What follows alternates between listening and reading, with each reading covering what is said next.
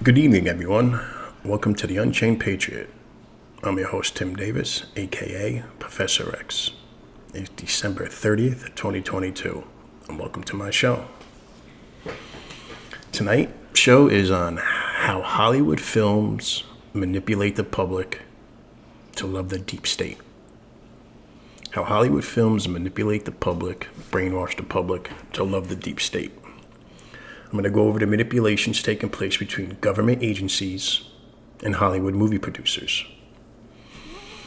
Hollywood films tend to portray the FBI and CIA as saviors and businessmen as greedy sociopaths.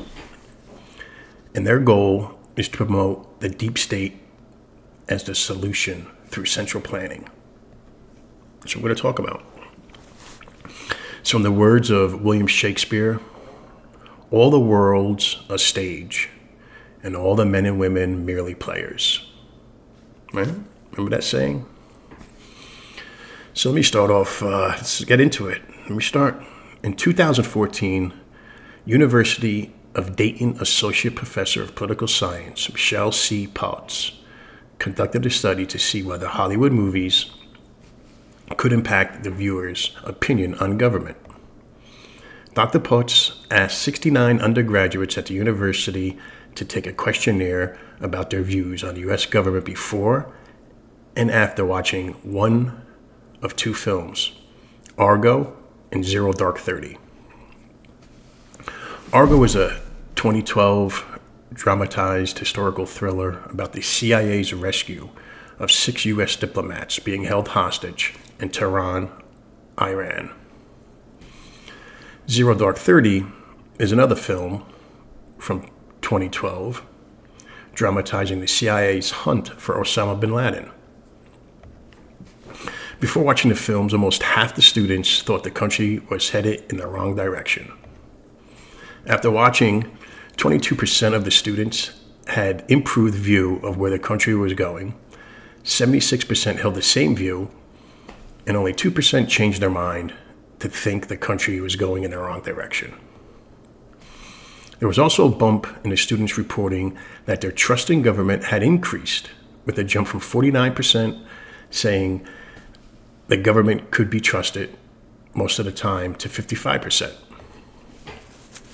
While this was a small survey of a select group of students, the findings point to a broader narrative about why the U.S. government has long taken an interest in Hollywood films. Movies have the capacity to influence people's minds both on a conscious and subconscious level. And because of this influence, various military and deep state agencies have worked hand in hand with Hollywood producers, tampering with the scripts until they have an angle more favorable to a strong government control and interventionism. There was a book, National Security Seminar by Dr. Matthew Alford, teaching fellow at the University of Bath in England, and journalist Tom Secker of SpyCulture.com lays out how the U.S. government influences seminar and has not only been going on since near the inception of film, but it has been widespread across thousands of movies and TV shows. This government influence is often bought through broker deals where, in exchange for production assistance and locations, advice, equipment, and even service personnel, military, FBI, and CIA heads get to review scripts and make edits to their favor. Directors who refuse to go along with these suggestions will often find themselves blackballed from military access or denied needed filming permits, effectively stalling shoots where these permissions are critical or be accurate. The Department of Defense will even craft contracts for production assistance, an agreement which is routinely reviewed movies which rely heavily on the use of military sites, equipments, and portrayals are those most susceptible to government influence, as their production would not likely be feasible without this access. Think of movies like Top Gun from 1986, or Battleship from 2012. This subversive influence has been ongoing for about a century. Late FBI Director J. Edgar Hoover, who directed the FBI from 1935 until 1972, created the FBI's Entertainment Liaisons Office, officially titled the Investigative Publicity and Public Affairs Unit. This office was created to control the FBI's portrayal in Hollywood's films. You remember the little 1930 G-Man promoting the G-Man going after Al Capone right before movies, little clips, commercials and stuff. Anyway, Hoover did not want any films associating the FBI with activities he did not like. So he would try to suppress films that would associate FBI and its agents with topics like sex, bootlegging, drugs, and so on and so on. This suppression was furthered by Congress by passing Public Law 670, which outlawed commercial exploitation of the FBI without Hoover's permission at that time. Because of the extensive control, shows like the ABC TV series, The FBI, which aired from 1965 to 1974, only came to fruition because of its approval from Hoover.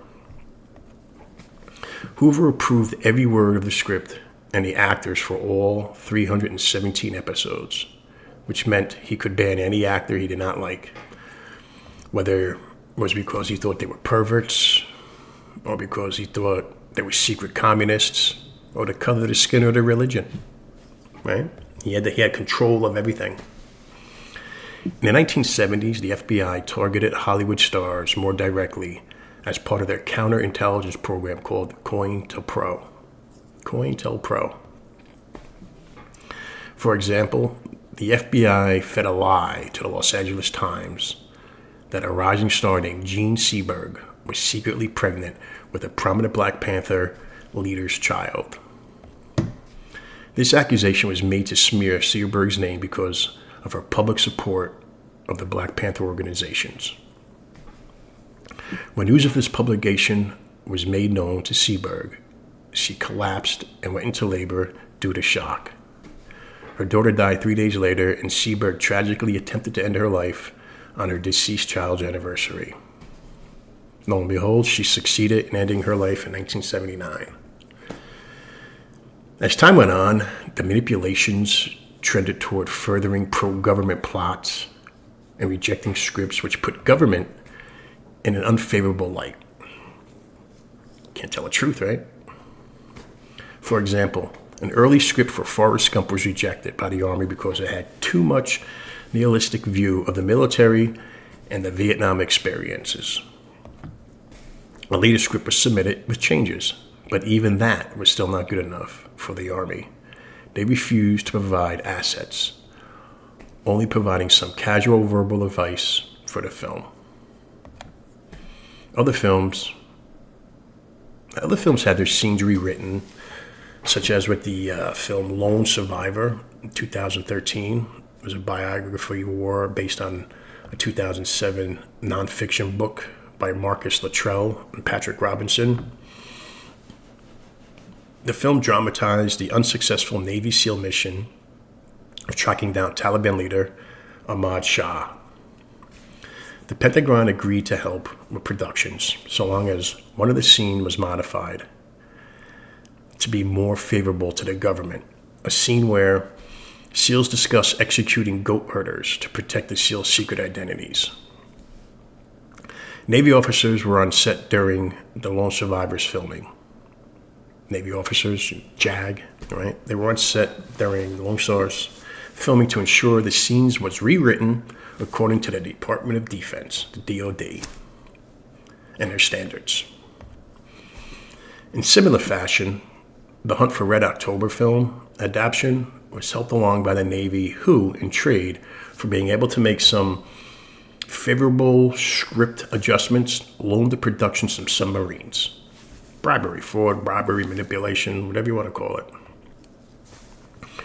Film and TV adaptations that would be strong propaganda pieces for the military or federal agencies grew in number with government support from TV shows like 24, NCIS, Law and Order, Top Chef, to movies like Mission Impossible, The Wolf of Wall Street, and the Transformers.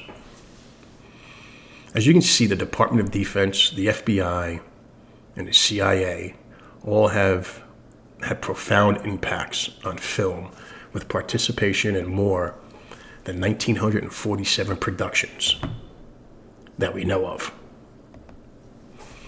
Which is why you should consider how Hollywood movies have shaped your opinions, and especially how they may trick people into believing that these agencies are working toward our best interests, when history has proven time again that they are not.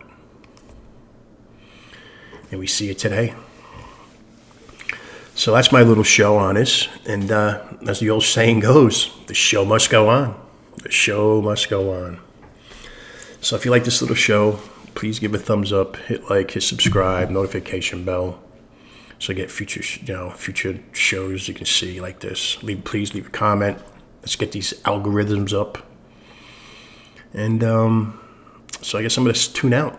I'm Tim Davis, a.k.a. Professor X, saying good night, God bless, and I'll talk to you guys tomorrow. Good night.